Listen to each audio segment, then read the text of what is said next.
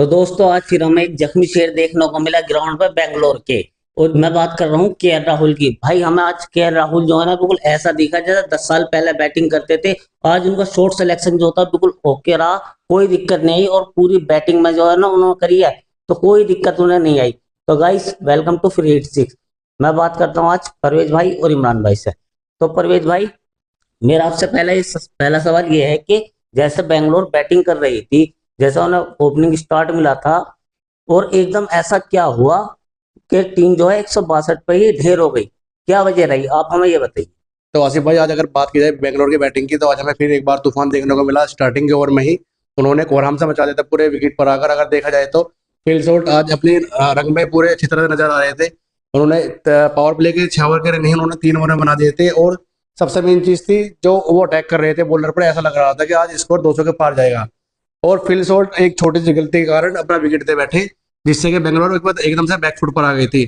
सबसे मेन चीज देखी जाए तो 3 विकेट एक साथ गिरना तो बेंगलोर के लिए बहुत ज्यादा निराशाजनक प्रदर्शन रहा। स्टार्टिंग में 3 एक विकेट होना बहुत बड़ी बात होती है। और उसी तरीके से अगर देखा जाए तो मिडिल ऑर्डर में बैटिंग में आए, लिविंगस्टन भी कुछ खास बैटिंग नहीं कर पाए। अगर आप देखा जाए तो जो वो थे इनकी टीम के, टीम डेविड ने अच्छा स्कोर अपने लास्ट तक फिनिश किया, जिसकी वजह से 162 तक आज बेंगलोर अपना फिनिश दे पाई है। देखो परवेज भाई, मेरा मानना यह है कि जिस तरीके की ओपनिंग हर बार फिल शॉट देकर जा रहे हैं, विराट कोहली कभी चलते हैं, उनके साथ में कभी नहीं चलते, लेकिन जो बाकी के बल्लेबाज हैं, एक रजत पाटीदार को छोड़कर कोई बल्लेबाज ऐसा सामने दिखाई नहीं दे रहा जो अपने दम पे मैच को एक तरफा कर दे।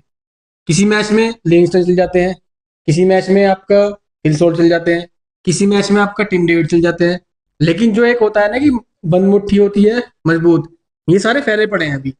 पाटीदार अच्छे परफॉर्मेंस कर रहे हैं, कप्तानी को लेकर उनकी बहुत अच्छी सोच भी है और फॉर्म भी कप्तान बनते आ गई है उनकी। विराट कोहली ने इक्का दुक्का पारी अच्छी खेली है, लेकिन अपनी पारी को बड़ी नहीं कर पा रहे। फिल सॉल्ट हर मैच में एग्रेसिव खेल रहे हैं और एग्रेसिव खेलकर भले ही वो अपनी इनिंग को ज्यादा लंबी लेकर नहीं जा रहे, लेकिन सामने वाली जो टीम है उस पर दबाव डाल रहे हैं पावर प्ले में ही। मैं मानता हूँ कि जिस तरीके की ओपनिंग आज मिली थी, जो ये स्कोर है कम से कम 225 रन होना चाहिए था। यहाँ पर 50 रन कम बने हैं आरसीबी की तरफ से। अगर कोई टीम आपको 4 ओवर में 60 रन की ओपनिंग पार्टनरशिप दे रही है और उसके बाद आप एकदम 50 गेंदों में 41-42 रन में 5 विकेट दे रहे हो, तो मैं मानता हूँ कि सबसे बड़ी कमी आप ही की है। आप खुद जानबूझकर मैच हारना चाह रहे हो, क्योंकि जिस तरीके की जो स्ट्रेटेजिकली अगर आप देखो, फिल सोल्ट ये नहीं देखते कि सामने वाली टीम का बॉलर कौन है या सामने वाली टीम में सामने कौन खेल रही है। उसका एक ही सिनेरियो है, मुझे आना है, हिट करना है और पावर प्ले को सक्सेसफुल बनाना भी टीम के लिए। यहाँ पर अब मुझे या तो ये कमी लग रही है कि जो उसकी एनर्जी है, उसकी एनर्जी को जो बाकी टीम वाले वो मैच नहीं कर पा रहे, या जो इनका मध्यक्रम है वो भी ये समझने में लग रहा है कि हमें असल में करना क्या है, क्योंकि ये आ चुके हैं मिडिल में। 4 से 5 मैच हो चुके हैं, अभी नहीं समझ में नहीं आ रहा कि इनका मिडिल ऑर्डर है कि हम तेज रन बनाकर टीम को आगे पुश करें या अपना विकेट रोक कर जो टीम की साझेदारी से आगे बढ़ाएं। तो इस चक्कर में अपना विकेट गंवा रहे हैं इनका मध्यक्रम। तो ये तो रही बैंगलोर की बैटिंग की बात। अब करते हैं दिल्ली की बॉलिंग की बात। तो परवेज भाई, जैसे फिल सॉल्ट जो है स्टार्टिंग में एक तबाही मचा रहे थे और जैसे ही दिल्ली के बॉलर को एक मौका मिला और उन्होंने जो है ना वापसी करते हुए पूरे मैच में पकड़ बना ली। आप हमें ये बताइए कि दिल्ली के बॉलरों का जो कॉन्फिडेंस है वो इतना ऊंचा है कि पूरी टीम को जो है एक ऊंचे स्तर पर लेकर जा रहे हैं। देखो आसिफ भाई, अगर बात की जाए आज दिल्ली की बॉलिंग की, तो स्टार्टिंग में बहुत ज्यादा महंगे साबित हुए थे। मिचेल स्टार्क उनके मेन बॉलर थे और साथ में उनका दिया था अक्षर पटेल ने, तो दोनों ही अपना दमखम दिखा नहीं पाए थे। अगर उन्होंने मौका दिया साथ में अपने मोहित शर्मा ने आते ही एकदम विकेट निकाला, फील्ड शॉट के आउट होते ही। उसके बाद में अगर देखा जाए बॉलिंग में आज अगर हमने सबसे ज्यादा इंप्रेस किया है वो है विपराज निगम। उन्होंने एक अलग लेवल की बॉलिंग डाली, अपने मैच को अपनी तरफ खींच लिया। जैसे देखा जाए 4 ओवर में 18 रन दिए उन्होंने, 2 विकेट लिए हैं। तो कहीं ना कहीं हमें लग रहा था कि आरसीबी एक बड़े स्कोर की तरफ जा रही थी।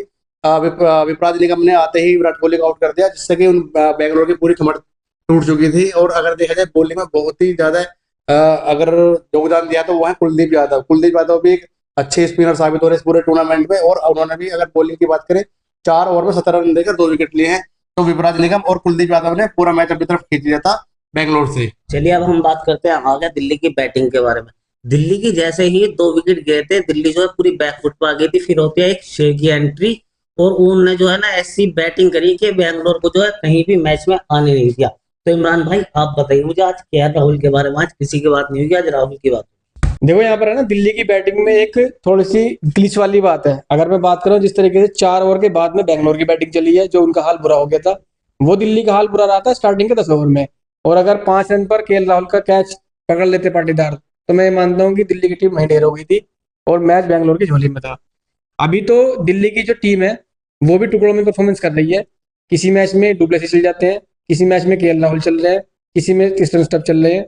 अगर एक एकजुट होकर मैं टीम की बात करूं तो कोई भी टीम अभी तक इस टूर्नामेंट में मुझे कंसिस्टेंट परफॉर्मेंस करती हुई नजर नहीं आई है कि हाँ उसकी टीम मिडिल ऑर्डर भी अच्छे रन बना के जा रहा है और उसकी ओपनिंग भी बना के जा रही है।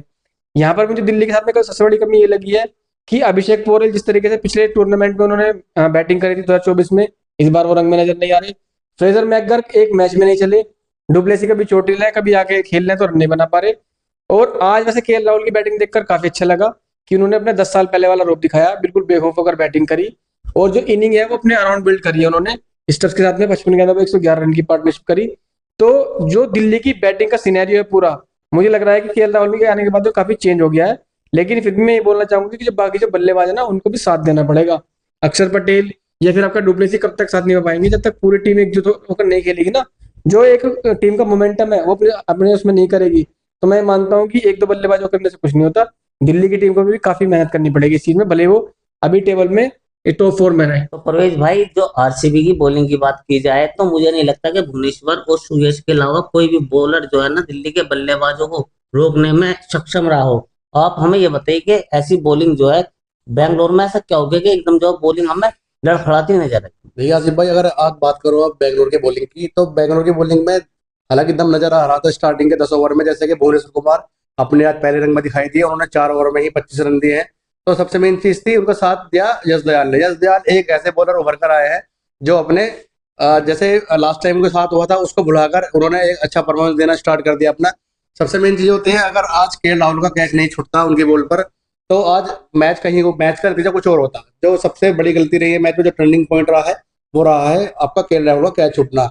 अगर आप देखें जो उनके बॉलर थे, जो मेन बॉलर स्पिनर थे सुयश शर्मा, उन्होंने मैच को एक अलग लेवल पर लाकर खड़ा कर दिया था। हालांकि विराट कोहली ने पाटीदार से बोला था कि अगर आप उनको 12 ओवर दो, तो उन्होंने 12 ओवर वहां डलवाया। उन्होंने उस ओवर में 1 रन दिया सिर्फ, जो पूरा दिल्ली थी पूरा बैकफुट पर चली गई थी। हालांकि 15 ओवर में अगर देखा जाए तो थोड़ी बूंदाबांदी स्टार्ट हो गई थी। उन्होंने जो हेजलवुड को बॉलिंग के लिए बुलाया और उस ओवर में उन्होंने कम से कम केएल राहुल ने 20 रन लिए, जिससे विराट कोहली बहुत ज्यादा नाखुश थे, क्योंकि वो चाह रहे थे सुरेश शर्मा का 1 ओवर वहां निकलवा सकते थे जिससे कि मैच में पूरा दबाव बन जाता।